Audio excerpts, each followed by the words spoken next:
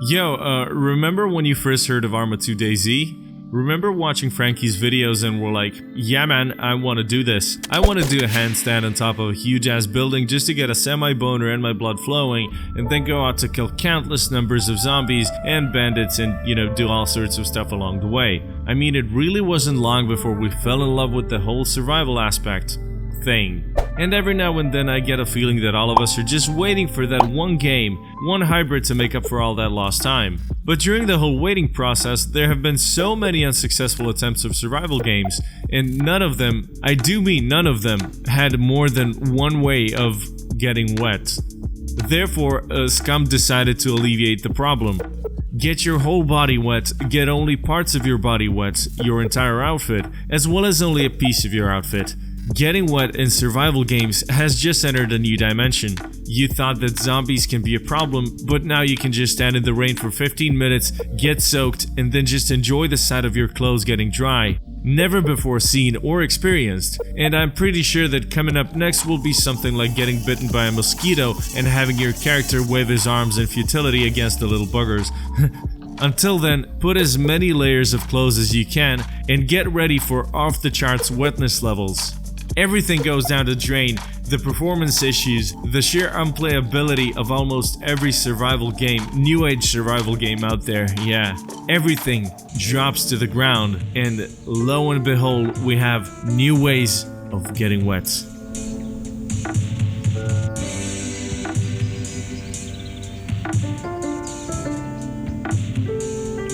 Nah, but seriously though, there are so many games that are trying to fill the gap of the whole survival genre. So many games, in fact, I've seen on Steam and actually bought none of them. And I decided to stick to Escape From Tarkov for a number of reasons.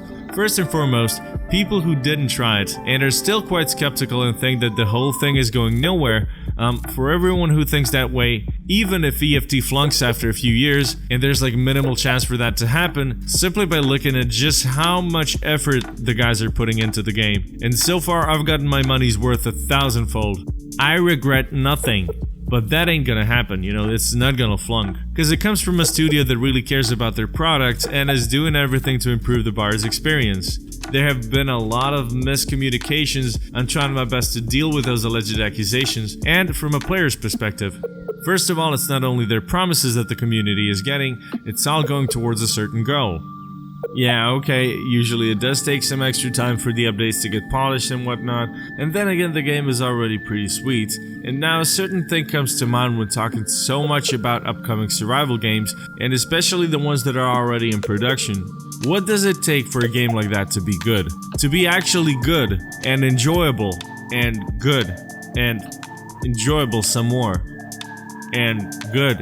Since the Arma 2 DayZ mod, we fell in love with the whole aspect of open world survival games. Just the fact that you're able to run around freely, explore different areas without a certain order, all the while not knowing what dangers lurk around the corner, can simply be described as a unique gaming experience.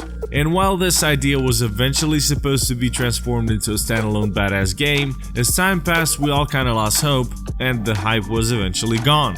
But it didn't go away just like that. It took a decent time period of over 4 years. Yes, it's better to burn out than to fade away, but I guess climbing Mount Everest is a completely viable decision to make when you're in the middle of creating a so-called open world paragon and have millions of unsatisfied customers breathing down your neck. On the other hand, we have Rust, H1Z1 and Arma 3, all of which have a survival aspect to them. The first two don't fit the aforementioned category because of their arcade style, and Arma 3 is a story for itself. Arma 3 relies heavily on community content, which is a two-edged blade, of course. There are so many great mods with a lot of potential, and when talking about survival mods, every bit of effort that the developers put in practically gets destroyed when a new patch for the actual game comes out. This particular and unfortunate phenomenon left a lot of talented developers to abandon their projects due to the very simple fact that with each new update, they have to work their asses off just to make it playable again. So it's kinda like having a standalone game within Arma 3, and when Arma 3 gets patched, you're pretty much fucked. But what does this have to do with anything? Escape from Tarkov does not rely on community content, and while it's still in development, the little content it has doesn't feel unfinished. The whole project certainly does, but in the long run I somehow don't see it's gonna be stuck in beta for 4 years, you know? But the golden question still stands: when are we going to see the open world mode? As soon as possible would be great, but not at the cost of unstable servers and rage-inducing laggy firefights. So how would it even work? Currently in the map of Tarkov we see a dotted line that leads from streets of Tarkov all the way down to the terminal. One way would be to complete each instance individually, which would then unlock the open world mode. But I can't help but wonder, yeah, how would this work exactly? If this was to be the case, you would probably have a separate instance for a 64-player open world mode, cause anything below that is just no. And if you just bought the game or did a fresh profile reset, it's only logical to think that this feature would be locked until you complete every raid first. And then again, in time, as more and more people finish every instance, therefore gain access to the open world mode, there is a chance that the servers would be completely flooded. Another idea is of course to have player-made servers, which would make more sense simply because it would take a huge load off of the official servers. Now keep in mind that these are nothing but my own speculations combined with what I read previously on the forums. The only issue with this is how would the servers handle 64 players when they're having problems with 9? Furthermore, the loot would have to be completely random and the endgame meta would somehow have to change, because let's say you enter the open world mode with full gear and you get lucky and kill some dudes and take their stuff, right at the beginning of the round. So your next step would obviously be to find the extraction, which kinda kills the whole open world survival aspect. On the other hand, if you were to spawn with no gear whatsoever, that would be something completely different. Which brings up another question, and that is of course the hideout. So, from what we've been able to see so far, the hideout would practically be your safe zone. Fully customizable, requiring maintenance and whatnot, overall giving you more things to do and search for in the raid. But how would it fit in the open world mode? Is it gonna be instance based, or are you gonna be able to access it while roaming around? The latter probably doesn't seem like a good idea, being that it would offer a safe spot in an environment that isn't supposed to be, well, safe. So while you think that the whole open world concept is pretty far from actually being implemented in the game, the new 0.5 update featured a massive shoreline expansion and an increase of the player count to a total of, well, less than 30. Kinda already halfway there, except the fact that the servers did have a meltdown again. All this time I've been looking for an open world experience and just wanted to play a map with a lot of players, lots of possibilities, so Shoreline out of all 4 maps was my preferred choice. And now that it received a huge update, giving you a lot more options as to what you can do, and expanding the map itself is a huge game changer. So ask yourself this: what is it that actually makes a certain game good? What makes a survival shooter good? Is it the relatively high combat realism? Is it the high stakes your decisions have in certain situations and can either result in a lot of good loot or death?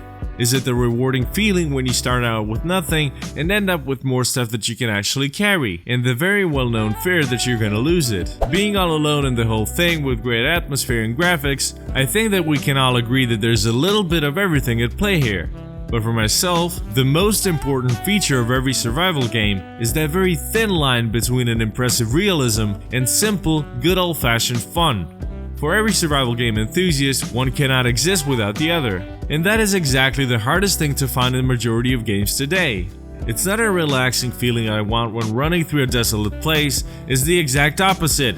The butt clench needs to be real, my pupils need to look like I just ate a bunch of funny mushrooms, and when I get shot at out of nowhere, I want to blame myself for going left instead of right. EFT is very close in maintaining that balance. And each day I'm convinced more and more that the whole thing is not just based on suspension of disbelief, on contrary, their goals do feel pretty damn real.